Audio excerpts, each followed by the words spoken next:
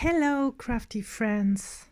A short, brief showcase of my first ever kavandi, and I'm getting along quite well.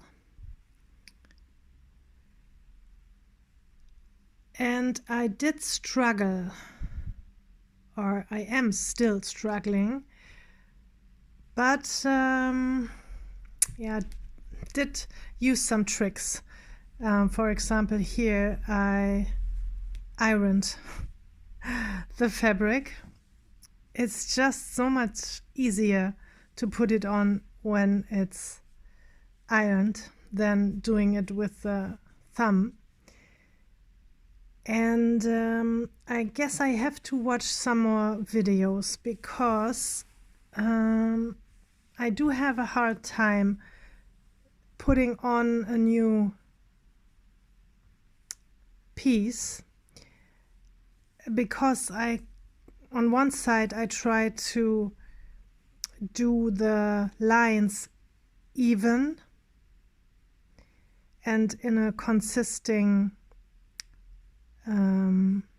manner, but then they all are lying like this, 1, 2, 3, because I have to stitch them down and keep in the line, or stay in the line. So I have to figure out that a little bit. So I guess I did it now, because if I overlap them like this here, then it's easier, right? I can keep the distance and go along here until the edge. So this is a huge piece, but that's okay. And then I can continue like this. So here I do have the problem that you can see that it splits kind of. Well, we'll see how I'm gonna fix this. Maybe I put on another piece. So yeah, it's quite exciting doing this for the first time, and I'm sure there are better ways. I told you in the last video I got inspired by Kate from the Last Homely House. She wants to make a kanta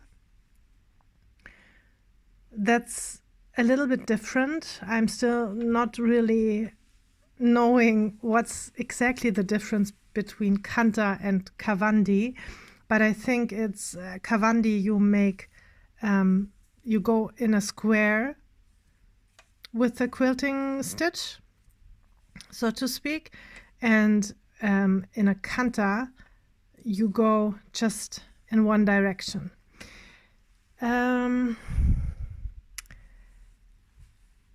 I have still to figure out. Marion's World 24, she also inspired me a lot, and she is actually showing how to make a kavandi, and she has some tips and tricks also that really help if you're doing this the first time like I do.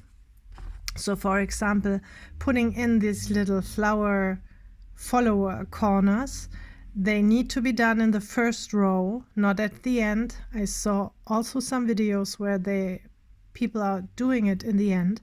No, they have to be done in the first row, and things like that. So she really helps a lot, and I hope, I mean, it already looks a little bit like a quilt already, and I really love it, and I'm keep doing and keep learning.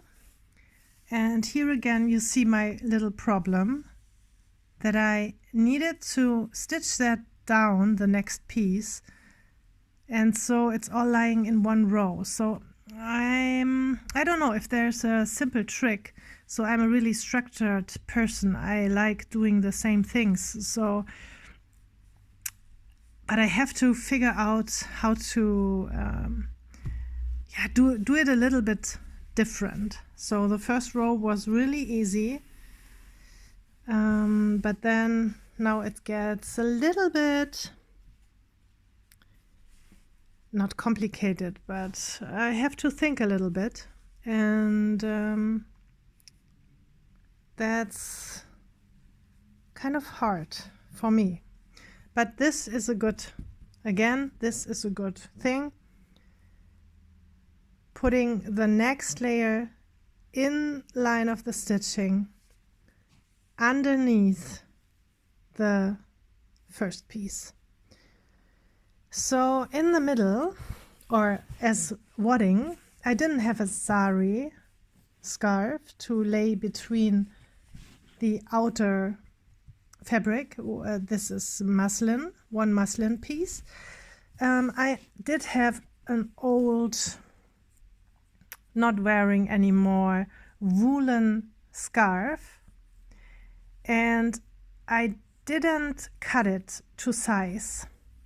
It is square, but it is a little bit bigger, and so I just laid it flat, and if there is a little thing here, I just make a flip it over and sew it down. It's very thin, so, and it really gives a good feel to the fabric. Talk to you in the next video. I keep going, and soon I'll be finished. Maybe one day, maybe tomorrow I'm done, and then I will show you the whole thing and talk a little bit about it. But I really love the process and really love the feel of it. So, and I love the fact that it's all hand sewn. This is really amazing. All hand sewn. I never did something like that before, so this is really cool. So see you again tomorrow. Bye.